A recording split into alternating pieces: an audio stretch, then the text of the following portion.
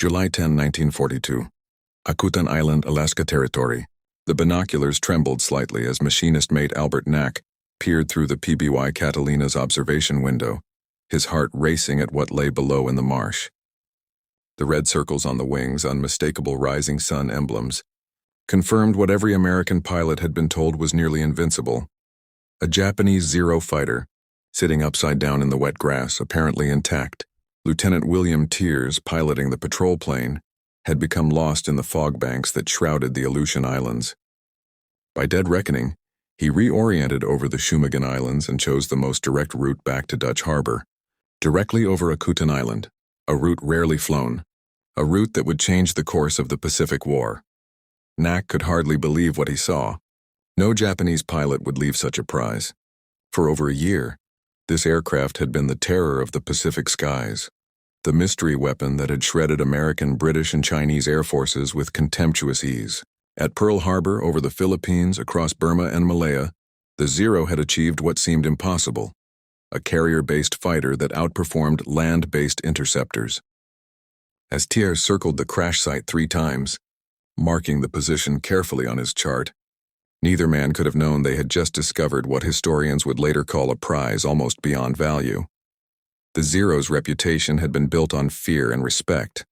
In the 7 months since Pearl Harbor, American pilots had encountered an aircraft that defied every assumption about Japanese industrial capability. Fast, maneuverable, and long-ranged, it dominated Pacific skies.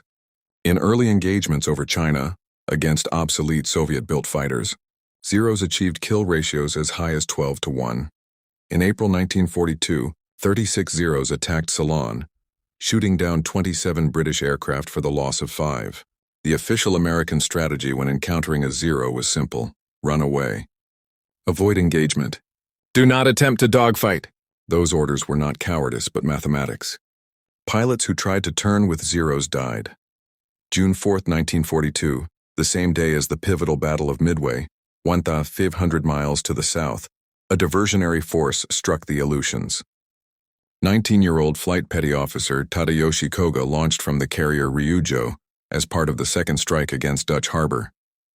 His Zero, serial 4593, led a 3-plane section assigned to strafe the naval base on Unalaska Island. Koga and his wingmen, Makoto Endo and Sugo Shikata, dove on the harbor with devastating effect, shooting down a PBY-5A Catalina and strafing survivors in the water. But during the attack, small arms fire from the ground severed an oil line, fatal within minutes. 25 miles east of Dutch Harbor sat Akutan Island, pre-designated by Japanese planners as an emergency landing field. A submarine waited offshore to rescue downed pilots. As Koga's oil pressure dropped, he signaled his wingmen and turned toward Akutan. From above, the grassy flat looked perfect. Half a mile inland from Broad Bight, the field appeared solid, inviting, safe. Shikata, circling overhead, suddenly noticed water glistening between grass stalks. It was marsh. He tried to signal Koga to belly land, but it was too late. The landing gear was down. The wheels touched the grass and immediately sank into the soft mud. The aircraft pitched forward violently, flipping end over end. It came to rest upside down, wings and fuselage nearly intact. Inside the inverted cockpit, Tadayoshi Koga died instantly, his neck broken by the tremendous impact. Endo and Shikata circled the wreckage, torn between orders and friendship. Every Japanese pilot carried explicit instructions to destroy any Zero that crash-landed in enemy territory. The secrets were too valuable. But Koga might still be alive. They could not bring themselves to strafe their friend. After several agonizing circles, low on fuel and with weather closing in, they turned west toward their carrier, believing a Japanese submarine would retrieve Koga soon. The submarine searched for hours but was driven off by the USS Williamson. Koga's body remained in the cockpit. The Zero sat undisturbed in its marsh, invisible from flight paths unknown to American forces. 1 month passed. Fog and rain concealed the prize. Then Albert Knack spotted what looked like a small aircraft through a break in the clouds. On July 11th, Lieutenant Thiers returned with a landing party. They approached the overturned Zero cautiously, weapons ready, unsure what they would find. Chief Aviation Pilot William Scarborough waded through the marsh to the aircraft. He peered into the cockpit and found Koga's body still strapped in. The recovery team stood in silence, studying the aircraft that had terrorized American pilots across the Pacific. Even inverted and damaged, the Zero possessed an almost predatory elegance, sleek lines, minimal protrusions, a design that whispered speed and agility. They photographed the wreckage from every angle before attempting recovery. Koga was removed and given a Christian burial nearby. Whatever their nation's conflict, he was a warrior deserving respect. Then the real work began. The team examined the Zero's structure, noting every detail. The aircraft was remarkably light, not just in weight, but in every component. The skin felt thin, almost fragile. Scarborough tapped the fuselage and heard a hollow sound like a tin can. No armor plating around the cockpit. No armored glass. Fuel tanks. Simple aluminum containers, no self-sealing capability whatsoever. This contradicted everything American designers believed. Modern fighters were being built heavier and safer. Armor behind the pilot. Bullet-resistant glass. Self-sealing tanks with rubber bladders that swelled shut when punctured. These added weight but saved lives. The Zero had none. 3 recovery attempts were needed. Aleutian weather, storms and fog frustrated early efforts. On July 12th, a team led by Lieutenant Robert Kearns gave Koga a proper burial, replacing the hasty grave from the day before. They tried to recover the aircraft, but rough seas cost the delivery ship its anchors. Finally, on July 15th, a barge reached the site. Workers built a makeshift sledge to drag the Zero through the marsh to the beach. Even waterlogged, it weighed so little that 6 men could maneuver it. The Zero was loaded aboard the USS St. Mihiel and transported to Seattle, arriving August 1st. From Seattle, it went by barge to Naval Air Station North Island near San Diego, a month-long journey. During transit, intelligence officers pored over photographs, debating what they had captured. At North Island, the Zero was placed under 24-hour MP guard, not only against sabotage but souvenir hunters. Mechanics and pilots were desperate to glimpse the legendary fighter. Guards had orders to shoot anyone attempting unauthorized access. Repair crews began meticulous restoration. They had been told Japanese aircraft were crude copies of Western designs, built with inferior materials. What they found instead astonished them. The Zero was a masterpiece of weight reduction engineering. Every component had been designed with obsessive attention to minimizing mass. The main wing spars were made of extra super duralumin, a lightweight aluminum zinc alloy developed by Sumitomo in 1936, lighter and stronger than standard alloys, though prone to corrosion. The Japanese solved this by coating it with zinc chromate. Ingenious weight-saving measures appeared everywhere. Wings were permanently bonded to the fuselage, eliminating heavy joints. The aft fuselage detached just behind the cockpit for maintenance while keeping forward structure light. Engine placement near the wing's leading edge allowed a shorter tail. Control surfaces used fabric coverings where Americans used metal. Landing gear struts were narrow and delicate. The cockpit framework was minimalist, visibility excellent, protection non-existent. Mechanics straightened bent stabilizers, rudder, wingtips, flaps, and canopy. The sheared landing gear had to be replaced entirely. The Sumitomo 3-blade propeller, though damaged, was dressed and reused, proof of Japanese manufacturing quality. Detailed measurements revealed the A6M2 weighed 5,555 pounds fully loaded. The Grumman F4F4 Wildcat weighed 7,226, nearly 2,000 pounds of difference. The Zero's 950 horsepower Nakajima Sakai 14-cylinder radial faced the Wildcat's 1,200 horsepower Pratt & Whitney, but power to weight still favored the Zero. Wing loading told the same story. 24.3 pounds per square foot for the Zero, 28.6 for the Wildcat. Lower wing loading meant tighter turns, faster climbs, greater agility. In a turning dogfight, physics gave the Zero the advantage, but the fuel system disturbed the Americans. Simple, unprotected tanks, no self-sealing layers. A bullet meant fire. Every Japanese pilot knew that a single hit to the fuel system meant death. There would be no slow leaks, no safe return, only ignition and explosion. The lack of pilot armor was equally shocking. American fighters mounted thick steel plates behind the pilot's seat. The Zero had a thin frame and a fabric cushion. The windscreen offered no ballistic protection. Even so, the craftsmanship and design coherence were undeniable. The Americans realized they were looking at something extraordinary, a machine designed to win quickly, not survive long battles. September 20th, 1942. Naval Air Station, North Island, California. 2 months after its recovery from the marshes of Akutan, the captured Zero sat gleaming on the tarmac, repaired and ready. Lieutenant Commander Eddie Sanders climbed into the cockpit for its first test flight. A veteran test pilot, Sanders had flown nearly every American fighter in service. But nothing quite like this. He settled into the narrow seat, noticing immediately how cramped the cockpit was compared to American aircraft. The instruments were labeled in Japanese characters but functionally familiar.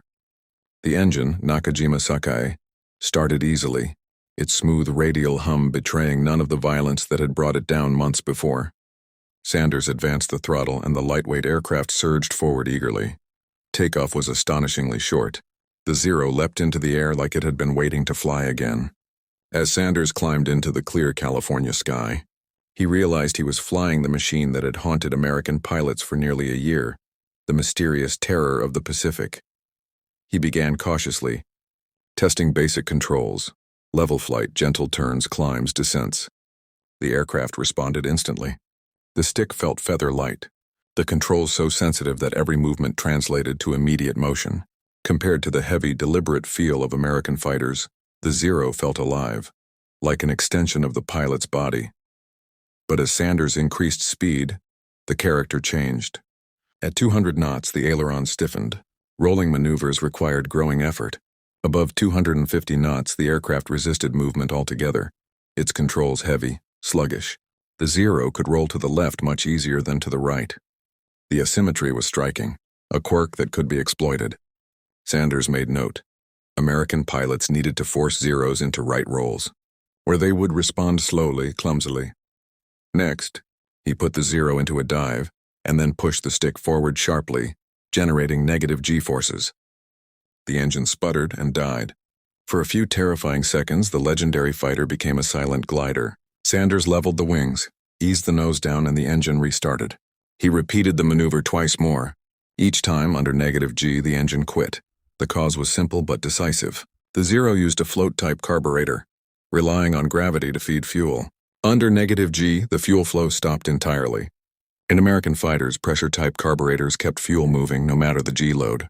This weakness, discovered in seconds, would save countless lives in the months to come. Sanders recorded his finding. When being pursued by a Zero, push forward into a dive. The Zero's engine will cut out. The American engine will not. A simple maneuver, deadly in its implications. Over the next 3 weeks, Sanders flew 24 test flights, pushing the aircraft to its limits. He charted every figure: maximum speed around 330 miles per hour, ceiling 33,000 feet, climb rate exceptional at low speed, handling graceful but increasingly unstable at high velocity.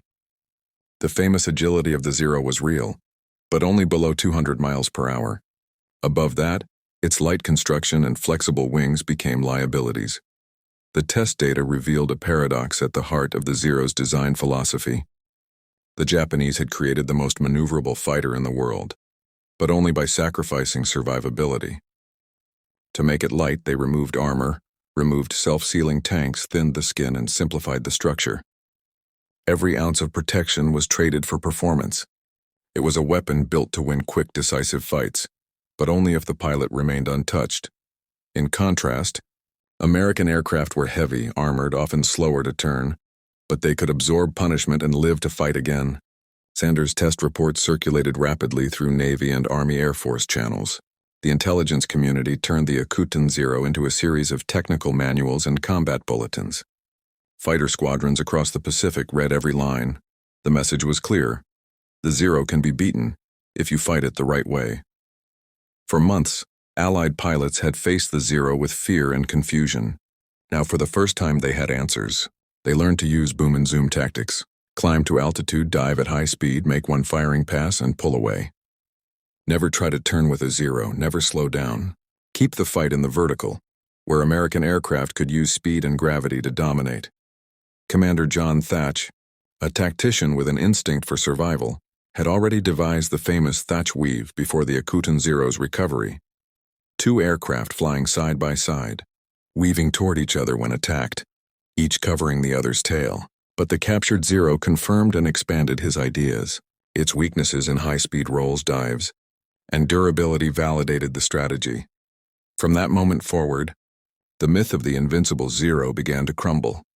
The captured aircraft was flown against every American fighter: Wildcats, Warhawks, Lightnings.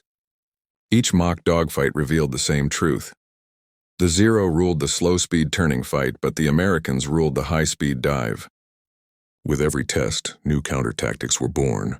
American pilots learned that even if a Zero got behind them, a sudden negative G push could make its engine quit, buying precious seconds to escape. The psychological shift was immense. The Zero had once symbolized Japanese air superiority, its name whispered with dread in every ready room. Now it was a known quantity, a machine of flesh and bone with limits and flaws. By late 1942, American flyers were fighting differently.